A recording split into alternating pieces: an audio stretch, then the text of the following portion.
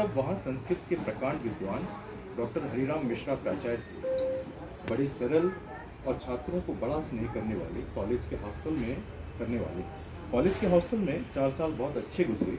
हम हिंदू मुस्लिम एक ही कमरे में रहते थे और कई बार एक ही थाली में खाते थे, इसलिए मन में कभी भेदभाव के बीच नहीं पड़े।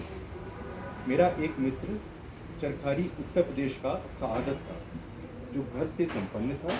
मेरी कमज़ोर स्थिति समझकर अपने घर से अतिरिक्त कपड़े सिलवाकर लाता था और इसरार करके मुझे पहनने को देता था। आर्थिक स्थिति के कारण बीए के आगे की पढ़ाई मुश्किल थी। संयोग से इस साल कॉलेज में एक विषय राजनीति शास्त्र में एमए खुल गया और मेरे मन में इसरार करके प्रवेश ले लिया। लेकिन 1-1.5 महीने के बाद ही वह कोर्स बंद करने का आदेश आ गया और हम 15-20 छात्र सड़क पर आ गए। फिर स्थितियों का चक्रव्यूह मुझे रीवा ले गया, जहाँ मैंने एमए अंग्रेजी साहित्य में प्रवेश लिया। तब अंग्रेजी साहित्य में एमए करना बहुत कठिन माना जाता था। किस्मत ने साथ दिया और मैं अच्छे अंक से पास हो गया। तब अंग्रेजी विषय का महत्व था, इसलिए व्याख्याता की नौकरी पाने में दिक्कत नहीं हुई।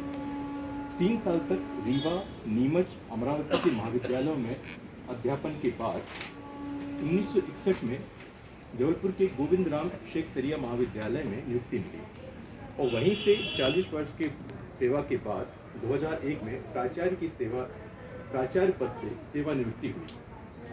स्कूल और कॉलेज के दिनों से ही पढ़ने का शौक था।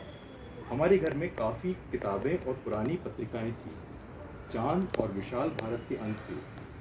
चांद का फांसी अंक भी था। तभी प्रेमचंद और शरदचंद्र के अतिरिक्त विश्वंभर नाथ शर्मा कौशिक, सुदर्शन वृंदावन दास वर्मा और देवकी नंदन खत्री को पढ़ा। अजीम बेग, चगताई, शौकत थानवी और शफीकुर रहमान के हास्य लेख भी पढ़े। तब हास्यकार जीपी श्रीवास्तव भी बहुत मशहूर थे, उनकी किताबें भी पढ़ी। बाद में शेक्सपियर के अलावा डिफेंस, Hardy, Emily Bronte, Steinbeck, Tolstoy, Chekhov, Gorky, Dostoevsky, Bunin, Hemingway, Maupassant, Jack London को पढ़ा। बर्नार्ड शॉ और आर्थर मिलर के नाटक पढ़े। इसी दुनिया में रमते कभी लिखने के बीच पढ़े। लेखन की शुरुआती कायदे से जबलपुर आने पर कहानी और व्यंग दोनों ही एक साथ लिखे। वही सिलसिला अब भी जारी है। 1972 या 74 में सारिका के नवलेखन अंक में कमलेश्वर ने मेरी एक कहानी सुलह छापी। उसी के आसपास धर्मयुग में कहानी अंधेरे की कंदीलें छपी, जो काफ़ी पसंद की गई।